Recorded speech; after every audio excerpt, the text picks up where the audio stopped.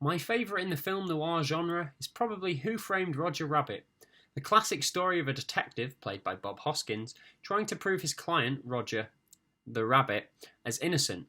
It's genius. A throwback to the genre of the 40s and 50s that has been parodied another 100 times besides.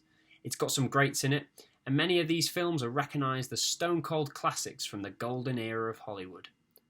Probably the shortest movie I've watched this series, I'm not even sure if it constitutes a full feature film, but Detour doesn't outstay its welcome. The story begins with a hitchhiker being rude to a fellow diner as he makes his way east across America. In the character's inner monologue, we hear the tale of how he became embroiled in not just one accidental death. Of course, our narrator isn't to be trusted completely. How do we know he's telling us the complete truth? The story doesn't make sense on a couple of levels, but the director Edgar Ulmer lets us make our own mind up, showing everything our protagonist says or believes. Anne Savage plays her femme fatale, a lot of these are seen in this genre, as a thoroughly modern woman, hitchhiking alone, and her portrayal seems to be way ahead of the curve when it comes to Hollywood's treatment of female leads. A good watch that's a nice introduction to the gloom and themes of the film noir genre. It really reminded me of that Tom and Jerry episode Blue Cat Blues. True fans know what I'm talking about. Clearly the genre has been a massive inspiration to many a filmmaker, but one cannot get Tarantino's Reservoir Dogs or Pulp Fiction out of one's head when watching The Big Combo. It follows long-suffering police lieutenant Diamond as he goes after prison guard turned career criminal crime boss Mr. Brown, if you see what I'm talking about. Diamond is in love with Brown's unhappy girlfriend and thinks that she is the only key in nailing Brown. That is, until someone mentions the name Alicia, and Brown's criminal web begins to untangle. It's a bit of a cat and mouse game, with Richard Conte's Mr. Brown the most intriguing yet mysterious character. More love interest than femme fatale Jean Wallace was actually the wife of lead actor Cornel Wilde when this film was made, which adds more intrigue and shows the chemistry between the two characters. The most expensive prop ever bought, the Maltese Falcon, is another of Humphrey Bogart's most famous films. This film and probably The Big Sleep are why it became synonymous with the genre. Ordinary day at the office for private investigator Sam Spade when a woman comes in with a story of a missing sister. When his partner Archer is killed investigating the woman's case, Spade becomes embroiled in a search for the titular Falcon. The story of the Falcon is complex and a keen eye is needed when watching this one, so no playing on your phones. The bit players read like a game of Cluedo and all are recognisable and distinct. The love story is of interest, and as is often the case in the genre, the femme fatales never go unpunished. Bogart is a powerhouse and has the most interesting of faces.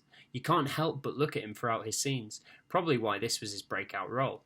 I was sure I had the ending spoilt for me a long time ago, with what happens to the Falcon, and I'd love for someone who knows the film backwards to message me so we can discuss, as it never really went the way I was expecting. The classic film Double Indemnity shows how filmmaking's done. It opens with Mr. Niff arriving at work. He's calm, poised, and takes out a recording device. Over the next hour and 40-something minutes, we listen to his tale of woe, of love, of murder most foul, and the panic he feels as he describes himself telling a tale to his co-worker at an insurance firm. The detective here is played by Edward Robinson. It's slightly different as he works more to discredit those who are claiming on an insurance and always trusts his little man. He's not really the protagonist but the antagonist to Fred McMurray's Neff, but both actors enjoy their roles immensely, but Robinson just steals the scene. Barbara Stanwyck as the femme fatale is deliciously evil, and the story, whilst basic, keeps the audience's attention. You can tell the screenplay is written by a master of both the craft and the genre, and lo and behold, who's that on the credits? Only Raymond Bleeding Chandler, author of The Big Sleep, arguably the most famous detective novel since Arthur Conan Doyle's Sherlock something. Definitely get this for your physical media collection, as you'll be watching a number of times. There was some discussion in my household this week whether this film, a staple of my DVD collection, would count as a film noir.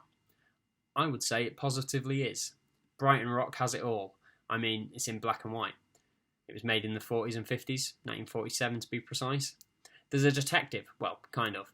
It's probably one of the few in the genre where the detective here, a local drinker called Ida, uses the fact that she is in touch with ghostly spirits to give her clues as to the murder of Collie Kibber. When Kibber is murdered whilst around Brighton town, upcoming criminal gang leader Pinky must marry the naive waitress so that she can't give evidence against him. Not quite as thought out or as explicit as the book written by screenwriter Graham Greene, the film holds interest nonetheless. Pinky is just as loathable. He's horrid and cruel, sure, but he is our main protagonist, but we lose something not hearing his thoughts and conscience, especially in regards to religion and virginity. That's not to take away from Richard Attenborough's performance, though. He's incredible and standout. He bears no resemblance to the kindly old man that most people know him as from Jurassic Park. Special shout out to William Hartnell as well for playing the more kindly criminal who shows us that everyone has an eventual breaking point. Well worth checking out, and Brighton looks the same to this day. And so it is that we must come to an end on this film review series as we return to work and maybe normality, hopefully. Good luck in all your endeavours, and thank you for supporting my boredom and quarter-life crisis and videos. Watch some movies, send me some favourites, and we can discuss. Your pal, Matthew Wiggins.